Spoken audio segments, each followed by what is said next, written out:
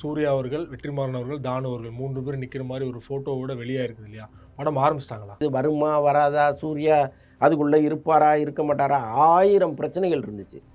எப்போவுமே பெரிய குழப்பத்துக்கு நடுவில் ஒரு வழியாக அப்புறம் கடைசியாக தெளிந்து ஒரு முடிவுக்கு வருவாங்க. இன்னொன்று, சூர்யாவுக்கும் வரிசையாக பட்ட அடி, அது எல்லாமே அவரையும் கொஞ்சம் தனியாக வச்சுருக்கும். ஏன்னா இதுக்கு முன்னாடி பல நிபந்தனைகள் கூட அவர் போட்டிருக்கலாம். படத்தில் அவர் இருக்கக்கூடாது, இவர் இருக்கக்கூடாது, அப்படி இருக்கணும் இப்படி இருக்கணும்னு ஏதாவது சொல்லியிருக்கலாம். ஆனால்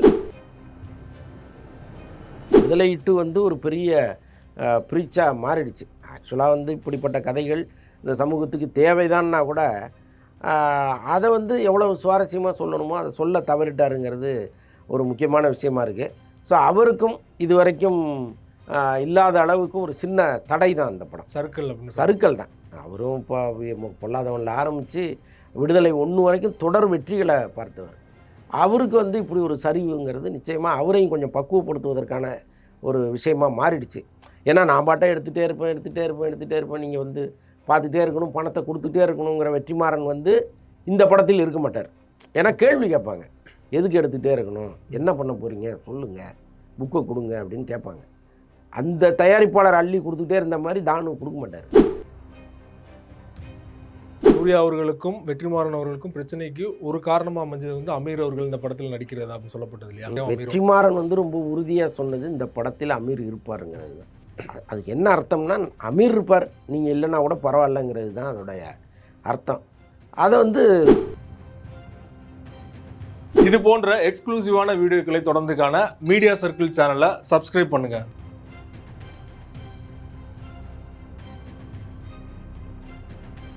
மீடியா சர்க்கிள் நேயர்களுக்கு வணக்கம். இன்றைக்கு நம்மோடு நேர்காணலுக்காக சினிமா விமர்சகர் வலைப்பேச்சு அந்தரன் அவர்கள் நம்மோடு இருந்திருக்கிறார். அவரோடு பேசலாம். சார் வணக்கம். வணக்கம்.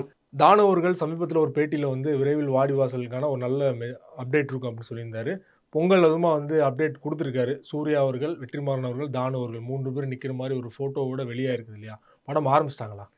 கட்டாயம் ஆரம்பிச்சு தாங்க ஆகணும். அது நடுவில் ஒரு மிகப்பெரிய பிரச்சனையெல்லாம் ஓடிச்சு. இது வருமா வராதா, சூர்யா அதுக்குள்ளே இருப்பாரா இருக்க மாட்டாரா, 1000 பிரச்சனைகள் இருந்துச்சு. எப்போவுமே பெரிய குழப்பத்துக்கு நடுவில் ஒரு வழியாக அப்புறம் கடைசியாக தெளிந்து ஒரு முடிவுக்கு வருவாங்க. இன்னொன்று, சூர்யாவுக்கும் வரிசையாக பட்ட அடி, அது எல்லாமே அவரையும் கொஞ்சம் தனியாக வச்சுருக்கும். ஏன்னா இதுக்கு முன்னாடி பல நிபந்தனைகள் கூட அவர் போட்டிருக்கலாம். படத்தில் அவர் இருக்கக்கூடாது, இவர் இருக்கக்கூடாது, அப்படி இருக்கணும் இப்படி இருக்கணும்னு ஏதாவது சொல்லியிருக்கலாம். ஆனால் நடுவில் அவருக்கு ஏற்பட்ட இந்த கங்குவாங்கிற ஒரு மிகப்பெரிய பிரச்சனை, அது கொடுத்த அடி, இது எல்லாமே சேர்ந்து அவரையே கொஞ்சம் பக்குவப்படுத்தியிருக்கோம். ஸோ அதனால் தானு சார் சொல்கிற எல்லா கண்டிஷன்ஸுக்கும் உட்பட்டு, அதே மாதிரி வெற்றிமாறன் சொல்கிற சில கண்டிஷன்ஸுக்கெல்லாம் உட்பட்டு தான் அவர் உள்ளே வந்திருப்பார். பட் இதற்கப்புறம் ஒன்றும் பிரச்சனை வராதுன்னு நினைக்கிறேன். விடுதலை 2 பார்த்தீங்கன்னா அவர் எடுத்த படத்திலேயே மிக சுமாரான படமா அப்படிங்கிற ஒரு விமர்சனம் வந்திருக்கு. ஸோ வெற்றிமாறன் அவர்களுக்கும் ஒரு வெற்றி தேவைப்படுது இல்லையா இந்த காலகட்டத்தில்? கட்டாயமாக விடுதலை 2 ஒரு பெரிய ப்ரீச்சாக மாறிடுச்சு. ஆக்சுவலாக இப்படிப்பட்ட கதைகள் இந்த சமூகத்துக்கு தேவைதான்னா கூட அதை எவ்வளோ சுவாரஸ்யமாக சொல்லணுமோ அதை சொல்ல தவறிட்டாருங்கிறது ஒரு முக்கியமான விஷயமா இருக்குது. ஸோ அவருக்கும் இது வரைக்கும் இல்லாத அளவுக்கு ஒரு சின்ன தடை தான் அந்த படம். சறுக்கல் தான். அவரும் இப்போ பொல்லாதவனில் ஆரம்பித்து விடுதலை 1 வரைக்கும் தொடர் வெற்றிகளை பார்த்தவர். அவருக்கு இப்படி ஒரு சரிவுங்கிறது நிச்சயமாக அவரையும் கொஞ்சம் பக்குவப்படுத்துவதற்கான ஒரு விஷயமாக மாறிடுச்சு. ஏன்னா நான் பாட்டை எடுத்துகிட்டே இருப்பேன் நீங்கள் பார்த்துட்டே இருக்கணும், பணத்தை கொடுத்துட்டே இருக்கணுங்கிற வெற்றிமாறன் இந்த படத்தில் இருக்க மாட்டார். ஏன்னா கேள்வி கேட்பாங்க, எதுக்கு எடுத்துகிட்டே இருக்கணும், என்ன பண்ண போகிறீங்க சொல்லுங்கள், புக்கை கொடுங்க அப்படின்னு கேட்பாங்க. அந்த தயாரிப்பாளர் அள்ளி கொடுத்துட்டே இருந்த மாதிரி தானு கொடுக்க மாட்டார். ஓகே. ஏன்னா அவருக்கு தெரியும் இந்த படத்துக்கு எவ்வளோ செலவு பண்ணால் நம்ம தப்பிக்க முடியும் அப்படிங்கிறதெல்லாம் அவருக்கு தெரியும். ஸோ அதனால் அந்த நெருக்கடிக்கு நிச்சயமாக வெற்றிமாறன் ஆளாக அதுக்கு விடுதலை 2 ஒரு காரணமாக இருக்குது. ஆனாலும் எல்லாத்தையும் மறந்துட்டு ஒவ்வொரு படத்தையும் நீங்கள் புதுசாக தானே பார்க்கணும், புதுசாக தானே வேலை செய்யணும். சூர்யா அவர்களுக்கும் வெற்றிமாறன் அவர்களுக்கும் பிரச்சனைக்கு ஒரு காரணமாக அமைஞ்சது அமீர் அவர்கள் இந்த படத்தில் நடிக்கிறது அப்படின்னு சொல்லப்பட்டது இல்லையா? இப்போ அதுவுமே சாதகமாயிடுச்சா? 2 பேரும் நடிக்க ஒத்துக்கிட்டாங்களா? சூர்யா வெற்றிமாறன் ரொம்ப உறுதியாக சொன்னது இந்த படத்தில் அமீர் இருப்பாருங்கிறது தான். அதுக்கு என்ன அர்த்தம்னா, அமீர் இருப்பார், நீங்கள் இல்லைன்னா கூட பரவாயில்லைங்கிறது தான் அதோடைய அர்த்தம். அதை சூர்யா அக்செப்ட் பண்ணிக்கிட்டார். ஸோ அதனால் அமீர் இதில் இருப்பதற்கு நிறைய வாய்ப்புகள் இருக்குது. சார். அதே போல வந்து அவருடைய வடசென்னை பார்ட் 2 அந்த படம் வந்து எப்போ வரப்போகுது அப்படிங்கிற தொடர்ச்சியா கேள்விகள் வந்துகிட்டு இருக்கு. எங்க போனாலுமே வந்து விடுதலை 2 ஆடியோ லான்ச்ல கூட பார்த்தீங்கன்னா, வடசென்னை 2 எப்போ வரப்போகுது அப்படிங்கிறத கேட்டுட்டு இருந்தாங்க இல்லையா? ம். அத பத்தின ஏதாவது அப்டேட் இருக்கா சார்? அதுக்கு என்னன்னா ஆரம்பத்திலே சொல்லப்பட்ட பதில் என்னன்னா, அதில கொஞ்சம் நெறைய எடுத்துட்டாங்க. ம். அமீர் போர்ஷன் வந்து கிட்டத்தட்ட ஒரு 3/4 மணி நேரம் போர்ஷன் இருக்கு. ஸோ இதோட இன்னும் கொஞ்சம் சேர்த்து வட சென்னையா கொண்டு வரலான்னு முதல்ல பிளான் பண்ணாங்க. அப்புறம் என்ன பண்ணிட்டாங்க, அத மட்டும் வெப் சீரிஸா கொண்டு போயிடலாம் அப்படிங்கிற மாரி ஒரு முடிவு எடுத்து அத அப்படியே வச்சிருக்காங்க. இன்னும் அத பத்தி ஒரு தீர்க்கமான முடிவுக்கு வரல யாரும். ஒரு பக்கம் விஜய் அவர்கள், இன்னொரு பக்கம் பார்த்தீங்கன்னா, அஜித் அவர்கள் சமீபத்தில துபாயில நடந்த கார் ரேஸ்ல 3வது இடத்த பிடிச்சு இந்தியாவுக்கே பெருமை சேர்த்துட்டார் அப்படின்னு தான் வந்து எல்லாரும் பாராட்டிட்டு இருக்காங்க. அரசியல்வாதிகள்லேருந்து நடிகர் வரை அனைவருமே பாராட்டிட்டாங்க. இந்த சூழல்ல அவர் ஒரு பேட்டி கொடுக்கும்போது வெளிப்படையா சொல்றாரு, "விஜய் வாழ்க, அஜித் வாழ்க" அப்படின்னு சொல்றத விட்டு, "நீங்க வாழுங்க ஃபர்ஸ்ட்" அப்படின்னு சொல்லிட்டு ரசிகர்கள் நோக்கி தொடர்ச்சியா அட்வைஸ் குடுத்துட்டு இருக்காரு. இந்த அட்வைஸ கொஞ்சம் சீரியஸாவே சொல்லியிருக்காரு இல்லையா? இத எடுத்துப்பாங்கன்னு நினைக்கிறீங்களா உங்க ரசிகர்கள்? அவங்க ரசிகர்கள் எதையும் எடுத்துக்க போறதில்ல. அது வேற விஷயம். பட் அவர் ஏதோ சொல்றாரு. நமக்கு என்னன்னா, ஒரு நடிகர் இப்படி சொல்றதுங்கிறது ஒரு மிகப்பெரிய விஷயம். நிச்சயமா. ஆனால் இதை வந்து அவர் சொல்ல வேண்டிய நேரத்தில சொல்லலையேங்கிறது நமக்கு ஒரு வருத்தமா இருக்கு. சரி அதுக்காக ஃப்ளாஷ்பேக்கில போய் கால எந்திரத்தில ஏறியா சொல்ல முடியும்? ஏதோ எப்பயாவது சொன்னார்ல.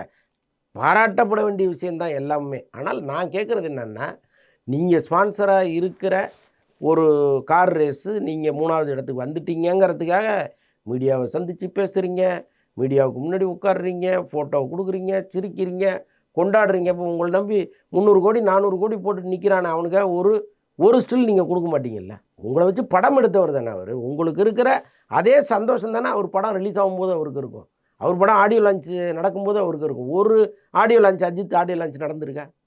அப்போ இந்த பணம் கொடுத்து நம்மளை வளர்த்து விட்டு இன்னைக்கு கேலரியில் போய் அவர் நிற்கிற அவ்வளோ கூட்டம் வந்து நிற்கிதுன்னா, சினிமால சம்பாதிச்ச காசு தான் அது. சினிமா நடிகருங்கிறதுனால தானேங்க அவ்வளோ கூட்டம் அங்கே வருது. வேற யார் இந்தியாவில் ஒரு மிகப்பெரிய ரேசர் பேரை நீங்கள் சொல்லுங்கள், நமக்கு தெரியாது, யாருக்கும் தெரியாது. அஜித் அங்கே இருக்காரு, கூட்டம் வருது. எதை வச்சு வருது? நீங்கள் சினிமா நடிகனுங்கிறதுனால. அப்போ உங்களை வைத்து படம் எடுத்த எல்லா தயாரிப்பாளருக்கும் நீங்கள் நன்றி கடன் பட்டுருக்கீங்க, எல்லா இயக்குனருக்கும் நீங்கள் நன்றி கடன் பட்டுருக்கீங்க. ஆனால் ஒரு முறையாவது அவங்களை நீங்கள் மதிச்சிருக்கீங்களா? கிடையவே கிடையாது. இப்போ உங்களுக்கு ஒன்றுன்னொன்னே மீடியா முன்னாடி வந்து நிற்கிறீங்க, அவ்வளோ ப்ரமோஷன் கொடுக்குறீங்க. இன்றைக்கி தனி வீடியோ ஒன்று போடுறாரு. ஆமாம். ஏன் உங்கள் படத்துக்கு ஒரு முறை உங்களால் போட முடிஞ்சுதா? ஏன் முடியல? அப்போ இந்த கேள்வியை நம்ம கேட்டோம்னா அசிங்கமாக திட்டுறானுங்க. யோசிங்கடாங்கிறேன். விமர்சனமே பண்ணக்கூடாதுன்றாங்க. இல்லை நான் அதை தான் சொல்கிறேன். இப்போ நம்ம ஒரு கேள்வி கேட்குறோம்னா நியாயமாக இருந்தால் நியாயம்னு எடுத்துக்கோ, இல்லைன்னா கடந்து போய் அசிங்கமாக அம்மாவில் ஆரம்பித்து ஆத்தா வரைக்கும் திட்டிகிட்டு இருக்கீங்க. இதைத்தானே அவர் வேணாங்கிறாரு. நம்ம என்ன சொல்ல வர்றோங்கிறத இவன் புரிஞ்சுக்க மாட்டாங்கிறான். நமக்கு அஜித் எதிரி இல்லை, நமக்கு அஜித்தை ரொம்ப பிடிக்கும். அஜித்தை பற்றி அவ்வளவு நல்ல விஷயங்களை இந்த சோசியல் மீடியாவில் நான் சொல்லியிருக்கேன். அது வேற. நீங்கள் பணம் போட்ட ஒரு கார் ரேஸ் நிகழ்ச்சி வெற்றி அடையுது, நீங்கள் அந்த ரேஸில் வெற்றி அடைகிறீங்க அப்படிங்கிறதுக்காக இவ்வளோ சந்தோஷப்படுறீங்கல்ல, அதே பணத்தை தானே இவன் போட்டான். நீங்கள் அங்கே வந்து ஒரு சுண்டு விரலை கூட காமிக்க மாட்டேங்கிறீங்க. அதுதான் நம்ம கேள்வியாக இருக்குது. ஸோ இவர் கம்பெனி இல்லாமல் வெறும் ரேசராக மட்டும் ஒரு கலந்துட்டு இருந்தாங்கன்னா இந்த மாதிரி பண்ணியிருக்க மாட்டார். அவர் ப்ரொமோஷன் பண்ணியிருக்க மாட்டார், பேட்டி கொடுத்துருக்க மாட்டார். அவர் கட்டாயமாக பண்ணியிருக்க மாட்டார். இவருடைய ஏகே ரேசிங் தானே அது, அஜித்குமார் ரேசிங்கிற ஒரு குழு அவருக்கு தானே. அப்போ அங்கே அவருக்கு தேவைப்படுது, இந்த ப்ரொமோஷன் தேவைப்படுது. ஒரு தமிழ் ஊடகத்துக்கு அவர் பேட்டி கொடுத்துருக்காராங்க கடந்த 15 வருஷத்தில். அங்கே போய் ஆங்கில ஊடகத்துக்கு கொடுக்குறாருல. நான் சொல்கிறேன், உள்ளபடியே அவர் வந்து மாறிட்டார். அஜித் வந்து எல்லாரும் வேணும்னு நினைக்கிறாருன்னா இங்கே வாங்க, தமிழ்நாட்டில் ஒரே ஒரு ஊடகத்தை தேர்ந்தெடுங்க. தந்தி டிவியோ, புதிய தலைமுறையோ, அல்லது பிஹைண்ட் வுட்ஸோ, இந்தியா கிளிட்ஸோ, கலாட்டாவோ, நாங்கள் கூட எங்களுக்கு கூட வர வேண்டாம், நாங்கள் கான்ட்ரவர்சினால யாரோ ஒருத்தர் ஒரு தமிழ் சேனல் உட்கார வச்சு ஒரு பேட்டி கொடுங்க, பாரபட்சம் இல்லாமல் பேசுங்க. இங்கே தமிழ்நாட்டுக்கு வந்துட்டு அவர் வேறு, அங்கே போனால் அங்கே அவர் வேறு. அதை எப்படி நம்ம ஏற்றுக்க முடியும்? அப்போ நம்ம பேசுகிறதுக்கான நியாயத்தை இவங்க யாருமே புரிஞ்சுக்க மாட்டேங்கிறாங்க. உட்காந்து யோசிங்க, இவன் சொல்கிறானே இதில் ஏதாவது நியாயம் இருக்கா அப்படின்னு யோசிங்க, பதில் சொல்லுங்கள். அதோடைய தலையை போடுறா சொல்லலாம் அப்படின்ட்டு பைத்தியக்காரத்தனமாக பேசுகிறாங்க. இதை நான் திரும்ப சொல்கிறது என்னென்னா, உங்கள் பணம் போடும்போது உங்களுக்கு ஒரு மகிழ்ச்சி வருது இல்லை, இன்னொருத்தர் பணம் போடுறாருல, அந்த மகிழ்ச்சியை நீங்கள் அவருக்கு தரமாட்டேங்கிறீங்க. அதுதான் நம்முடைய கேள்வி. அதுக்கு பதில் கேட்குற கேள்வி எல்லாமே தயாரிப்பாளர்களுக்கு ஆதரவான கேள்வி, தயாரிப்பாளர்கள் கேட்க வேண்டிய கேள்வி. இனிமேலாவது அவங்க கேட்பாங்கன்னு நினைக்கிறீங்களா? யாரும் கேட்க மாட்டாங்க, யாரும் கேட்க மாட்டாங்க. அவங்களுக்கு தேவை அஜித்தினுடைய கால் ஷீட்டு கொடுத்தா போதும், நாங்கள் என்னத்தையோ உருட்டி லாபமோ நஷ்டமோ நாங்கள் பார்த்துக்குறோங்கிற இடத்துல தான் அவங்க இருக்காங்க. பட் நியாயமாக கேட்கணும். இன்றைக்கி விஜய் அஜித்து, ரஜினி அஜித்து, ரஜினி விஜய் அஜித்து, திரும்ப கமல், இதானே ஓடிக்கிட்டு இருக்கு. அப்போ இந்த 4 பேர் தானே மாறி மாறி அந்த இடத்த பிடிச்சிட்டு இருக்காங்க. அப்போ ஏதோ ஒன்று டேட்டு கொடுத்தா போதும்னு இவங்க நினைக்கிறாங்க. ஸோ அதற்காக பல சமரசங்களை இவங்க பண்ணிக்கிறாங்க. நான் என்ன சொல்கிறேன், அஜித் உலகத்திலேயே நல்லவர்னா இந்த எண்ணம் அவருக்கு வரணும்ல தானே. இப்போ நம்ம பணம் போட்டோம், நம்ம இதை ப்ரொமோட் பண்ணிக்கிறோம், நமக்காக பணம் போட்டால் இன்னொருத்தருக்கு நம்ம ஏன் ஒன்றுமே பண்ணலைங்கிற எண்ணம் அவருக்குள்ளே வரணும்ல. ஏன் வரலைங்கிறது தான் நம்ம கேள்வியாக இருக்குது. மற்றபடி அவர் இந்த நேரத்துலையாவது சொன்னாரேங்கிறது மிகப்பெரிய மகிழ்ச்சி. ரசிகர்களுக்கு அட்வைஸ் பண்ணுறாரு தவிர ஃபஸ்ட்டு அவர் யோசிக்க மாட்டார் இதெல்லாம். அதை தான் சொல்கிறேன். நீங்கள் முதல்ல தன் சுய பரிசோதனை பண்ணுங்கள், உங்களை சுய பரிசோதனை பண்ணுங்கள். நாம் இன்றைக்கி மீடியா முன்னாடி வந்திருக்கோமே, நம்மளை 4 பேர் கேள்வி கேட்பானே, நீ ஏன் வரல, அந்த படம் ரிலீஸ் அப்போ நீ ஏன் வரல, அந்த படம் ஆடியோ லான்ச்சுக்கு நீ ஏன் வரல, உன் படத்துக்கு எங்கேயாவது ஆடியோ லான்ச் நடந்திருக்கா, நடக்கவே இல்லைல்ல, ஏன் வரல, ஏன் நடக்கலை, அந்த பெருந்தன்மை கூட இல்லை அவருக்கு. நான் வரமாட்டேங்க, மற்ற நடிகர்களை வச்சு நீங்கள் நடத்துங்கன்னா அது சொல்லணும்ல.